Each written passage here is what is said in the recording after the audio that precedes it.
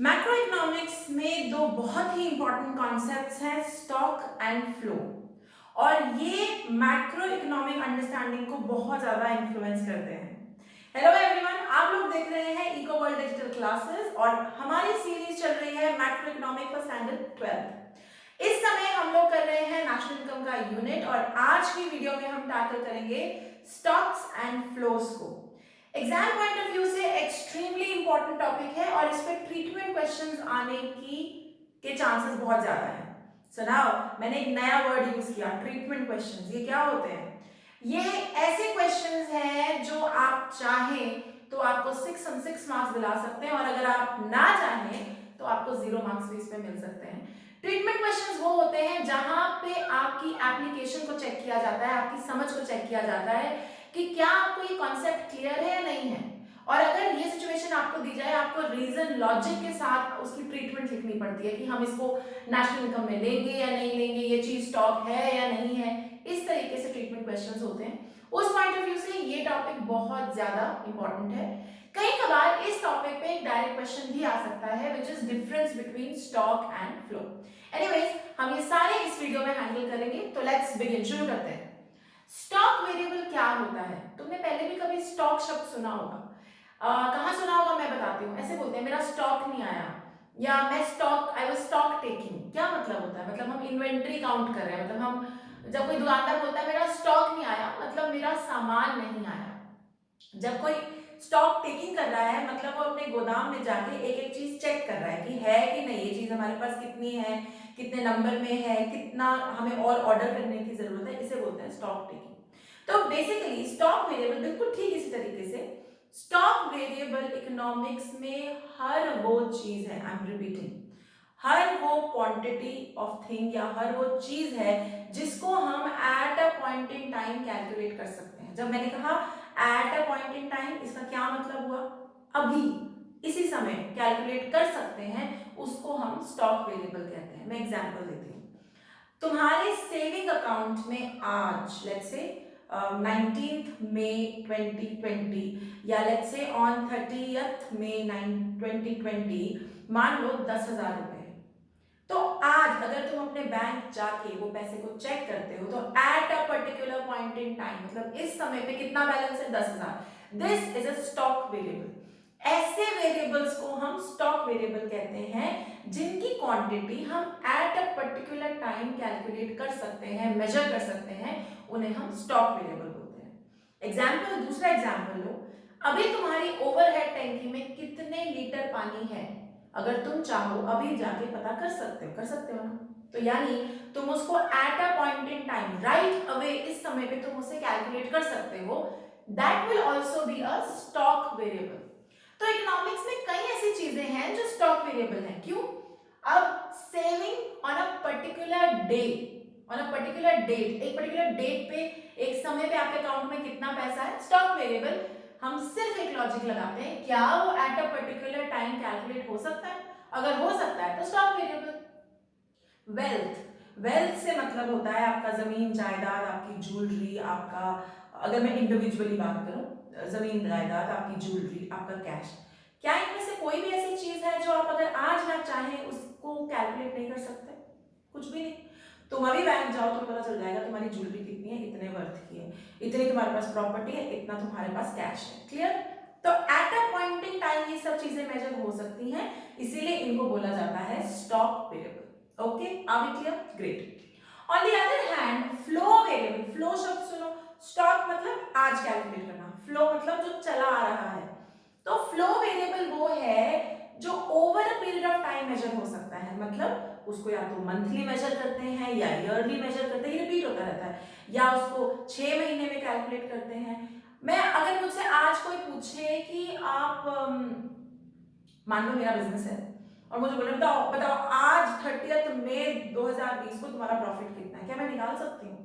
नहीं निकाल सकती, क्योंकि प्रॉफिट तो ईयरली कैलकुलेट होता है, हर साल कैलकुलेट होता है। तो मतलब या 6 महीने में कैलकुलेट होता है। मतलब मैं सारा डेटा इकट्ठा करूंगी, फिर उन पे कैलकुलेशन करूंगी, फिर निकाल पाऊंगी कि भाई पिछले 6 महीनों में मैंने कितना प्रॉफिट कमाया है। क्या मैं हर दिन हर समय इस समय कितना प्रॉफिट है वो कमा सकती हूँ, फिगर आउट कर सकती हूँ? नहीं, नहीं कर सकती। तो इकोनॉमिक्स में कुछ कुछ ऐसी चीजें हैं जिन्हें हम मंथली, ईयरली, डेली, क्वार्टरली, जो मर्जी, मतलब एक टाइम पीरियड में कैलकुलेट करते हैं, उनको हम कहते हैं फ्लो वेरिएबल। जैसे प्रॉफिट्स, कि प्रॉफिट्स आपके जनरली कितने रहते हैं, तो पिछले साल इतना था, अगले साल इतना है। जैसे कि नेशनल इनकम, जीडीपी, जीडीपी हर साल कैलकुलेट होता है, तो ये फ्लो वेरिएबल है क्योंकि ये ईयरली कैलकुलेट होता है, ठीक है। तो जब आपको इस ट्रीटमेंट क्वेश्चन आएंगे तो कई बच्चे बोलते हैं मैम क्या रीजन लिखना है। पहले तो एक बात याद रखना, बिना रीजन, मान लो तुम्हें क्वेश्चन आता है कि वेल्थ बताओ, स्टॉक या फ्लो, तुमने लिख दिया स्टॉक, 0 मिलेगा। उसका कारण ये है कि इकोनॉमिक्स के पेपर में लॉजिक्स चेक करे जा रहे होते हैं, तो आपको बताना पड़ेगा कि वेल्थ स्टॉक क्यों है। तो जब रीजन लिखोगे ना तो सिर्फ डेफिनेशन ही रीजन लिखनी है। मतलब for example wealth stock because it can be measured eight a point in time, एक पर्टिकुलर समय पे मैं इसको मेजर कर सकती हूँ। एक लाइन लिखनी है, डोंट वेस्ट योर टाइम, बस इतना ही बहुत है। एंड ऐसे ही अगर आपको पूछा जाए कि नेशनल इनकम बताओ, कि नेशनल इनकम फ्लो है कि stock, flow because it is calculated over a period of time, या it is calculated yearly, whatever, जैसे भी।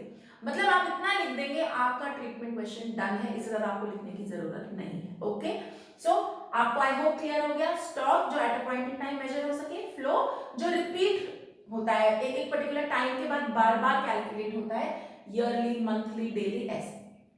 अब अगर इसका डिफरेंस लिखने को आता है तो एक डिफरेंस तो इनकी डेफिनेशन हो गई, और एक डिफरेंस हो गया एग्जाम्पल। एग्जाम्पल और डेफिनेशन वैलिड डिफरेंसेस होते हैं। एक और बात यहाँ पे कहती हूँ, CBSE thumb rule, business studies and economics के डिफरेंसेस हमेशा टैबुलर फॉर्म में, कभी भी पैराग्राफ में नहीं लिखने। टेबल बनाइए, बेसिस लिखिए, उसके बाद इसको अटेम्प्ट कीजिए, कभी भी पैराग्राफ में मत लिखना, नंबर नहीं मिलेंगे, ठीक है। तो ये तो दो हो गए। तीसरा है जो स्टॉक वेरिएबल है, वो टाइम डायमेंशनल नहीं होता, मतलब उसमें टाइम का कोई फंडा नहीं है कि हर साल, प्रति हफ्ता निकालना, ऐसा कोई फंडा नहीं है। वो तो आपने जिस दिन सोचा कि आज मुझे कैलकुलेट करना है, आप उठे, मान लो तुम्हारा गोदाम है, तुम्हें गोदाम में पता करना है कि तुम्हारे पास कितनी चीजें हैं, तो इसमें कोई हर साल करता हूं वाली बात नहीं है। आप उठेंगे, गोदाम में जाएंगे, लिस्ट बनाएंगे, 4-5 घंटे बाद आपके पास ये पूरा डेटा रेडी होगा, राइट। ये स्टॉक वेरिएबल है, तो इसमें कोई टाइम का फंडा नहीं है। लेकिन फ्लो वेरिएबल एक रूटीन फॉलो करता है, मैंने कहा ना, या तो डेली या मंथली या ईयरली कैलकुलेट होता है, तो इसमें टाइम का फंडा है। तो stock variable is not time dimensional, it is nothing to do with time factor, and flow variable is time dimensional, एक पर्टिकुलर टाइम के बाद वापस वो चीज कैलकुलेट होगी। स्टॉक इन्फ्लुएंस, अगला एग्जांपल मैंने लिखा है, मतलब पॉइंट लिखा है, stock influences flow and flow influences stock. अब इसका क्या मतलब हुआ? स्टॉक एंड फ्लो की आपस में डिपेंडेंस है। इसको मैं तुम्हें ऐसे समझाती हूँ, एक पहले इंडिविजुअल एग्जांपल देती हूँ, फिर तुम्हें मैक्रो से समझाऊंगी। तुम्हारे पास, तुमने इनकम कमाई, पैसे कमाए। अब पैसे कमाना इज अ फ्लो वेरिएबल, क्योंकि ये डेली एक्टिविटी है, आप मंथली पैसे कमा रहे हैं, मान लो आपको मंथली सैलरी मिलती है, तो क्योंकि आप इसको मंथली कमाते हैं, ये फ्लो वेरिएबल है, ठीक है, ग्रेट, ओके। आपने मंथली पैसे कमाए और अपने अपने बैंक अकाउंट में डालने शुरू किए, ओके। अब बैंक अकाउंट में 4 महीने बाद जाके तुम खड़े हो, तुमने बोला मुझे आज पता करना है कि मेरे बैंक अकाउंट में कितना पैसा है। तो आप अपने बैंक अकाउंट में गए, आपको पता चला आपके बैंक अकाउंट में 50,000 रुपए हैं, ग्रेट। तो क्योंकि तुमने फ्लो वेरिएबल मंथली पैसा कमाया है, इसीलिए तुम्हारे बैंक अकाउंट में एक पर्टिकुलर डे पे जाकर तुमने चेक किया स्टॉक वेरिएबल कि तुम्हारे पास 50,000 रुपए, यानी फ्लो की वजह से वो स्टॉक आया। तुमने मंथली पैसे कमाए तो तुम्हारे पास 50,000 का वेरिएबल सेविंग है, करेक्ट।